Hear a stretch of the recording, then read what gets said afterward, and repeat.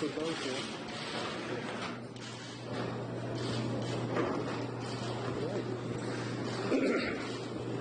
Counsel, identify themselves for the record, please.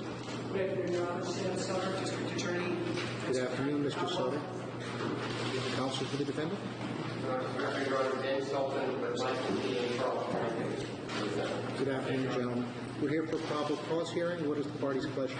Your Honor, we had scheduled this date for a probable cause hearing, but I'm here today to announce that this morning, Bristol County Grand Jury returned indictments against Aaron Hernandez on the following counts: murder, carrying a firearm, possession of a firearm, possession of a high-capacity firearm or feeding device, possession of ammunition, 2 counts, thereby removing the need for a public cause.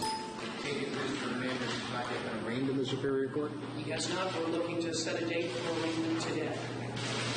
Gentlemen? Your Honor, we have not seen these indictments, and though I don't doubt that they exist, we're happy to address them in Superior Court. At the present, my understanding is the case is in this court. We do have 2 motions that we'd like the court to hear because I think they're significant. One of them relates to what we consider to be serious prosecutorial misconduct in this case, and I think it's important that the court address that before we wait another week or 2 or however long we have to wait to get to the Superior Court. There's also a discovery motion we'd like addressed. And third, we'd like to address the status of the gag order, which was put into place by Judge O'Shea when this case first was arraigned in this court back on June 26th. And we want to address the status of that gag order going forward until we see the Superior Court, because we're very concerned that Mr. Hernandez's right to a fair trial not be further undermined and tainted by some explosion of publicity from the District Attorney's Office pending further order with respect to that gag order. So those are the 3 matters we'd like the court to address this afternoon. Mr. Suter, will you be speaking for the Commonwealth? I will not, Your Honor. These motions were served upon my co-counsel, Mr. Bomber. Sure. Good afternoon, Your Honor. Can we speak in order your brother's 3 concerns? Why don't we address the second motion for necessary discovery? You have any objection to that, sir? I do, Your Honor. Well, I'll hear you. Your Honor, prior to the last date that we were here, 2 days prior, I believe, counsel filed a motion. At that point, the Commonwealth did not object under the rules regarding the timeliness of the filing of the motion. And in fact, that motion sought items that, under the rules, the defendant was not supposed to receive, in the sense that they had been received pursuant to grand jury order. Commonwealth then sought specifically, as allowed by Rule 5 of the Rules of Criminal Procedure, for the court to allow the Commonwealth to provide those items to the defendant. And within 10 days, Your Honor, we provided to the defendant, I believe, 68 DVDs or CDs, volumes of reports, as well as a full, complete copy of the defendant's home surveillance system and a couple of other items. Since that time, the Commonwealth has been in communication with counsel, and there have been subsequent requests which we have absolutely cooperated with, and we've cooperated the entirety of the time in this regard with the defendant. Today, actually, just as I'm coming to court, Your Honor, I received these motions, and the defendant today has walked in and filed them. I have not had, as the rules and the case law of the Commonwealth provides, ample time to even review the motion. What I'm suggesting to the court, I object to the court essentially hearing it at this point because it has not been filed in a way that has allowed the Commonwealth to even peruse it thoroughly, consider the depth of what's requested, the appropriateness of the requests, and to actually Take you to prepare to respond to the specific discovery request. Not an answer. Respond.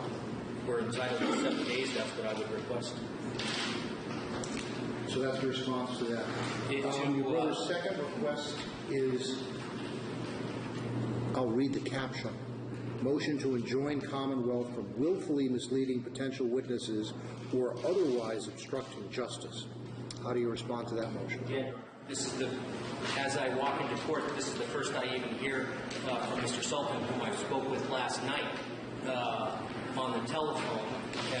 Didn't raise any of these issues with me. I had no ability to even look into it to respond adequately. And I'm going to suggest to the court that that's not by coincidence. It's an allegation made against the Commonwealth that has not been previously raised, which we cannot even intelligently respond to. And so again, counsel is well aware. I suppose an easier way of addressing that is, I take it the Commonwealth has no intention of, quote, willfully misleading potential witnesses or otherwise obstructing justice. And so in order not to do that would be unnecessary? That's correct. Those allegations aren't something you were planning on doing in the ordinary course? I see. Counsel, could you clarify what your problems are with the gag order, or with compliance with the gag order, or with the gag order itself? Your Honor, we're not raising an issue of compliance with the gag order today. What we are raising, because of the unique posture this case stands on before this court today, we hear word of an indictment in Superior Court, yet the Commonwealth went forward with a hearing here today.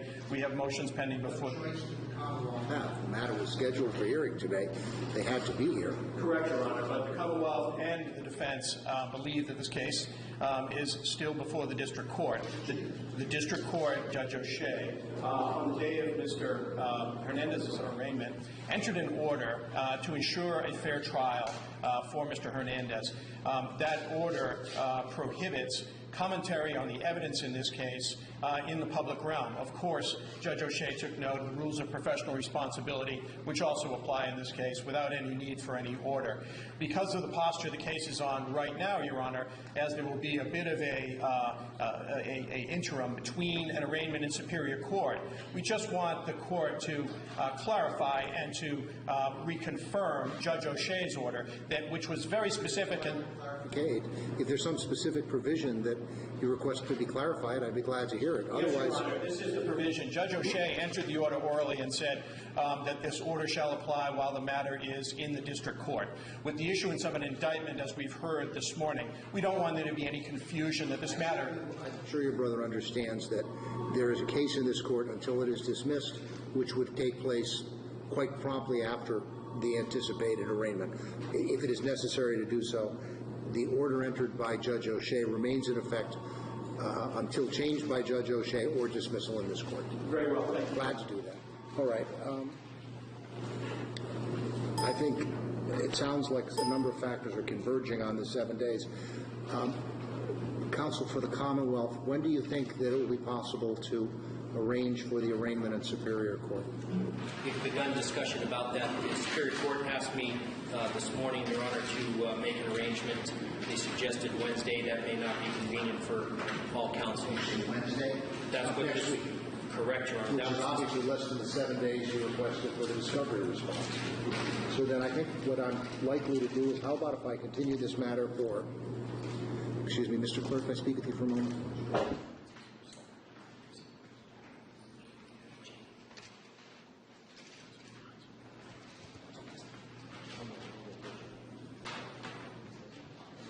Continue this matter for further hearing next Friday. We'll mark it for probable cause, and if the case is not to be dismissed that day, for the Commonwealth to respond to the two motions that are before the court, the motion dealing with discovery and the more colorfully captioned other motion. Same conditions of confinement for the defendant. Thank you. What time would that hearing be? Would it be convenient for you gentlemen to have it at 2 o'clock? That would be fine. Thank you. Otherwise, you're the ordinary business of this court. Unless there are other matters, the court's adjourned. Thank you, gentlemen. Thank you, Your Honor.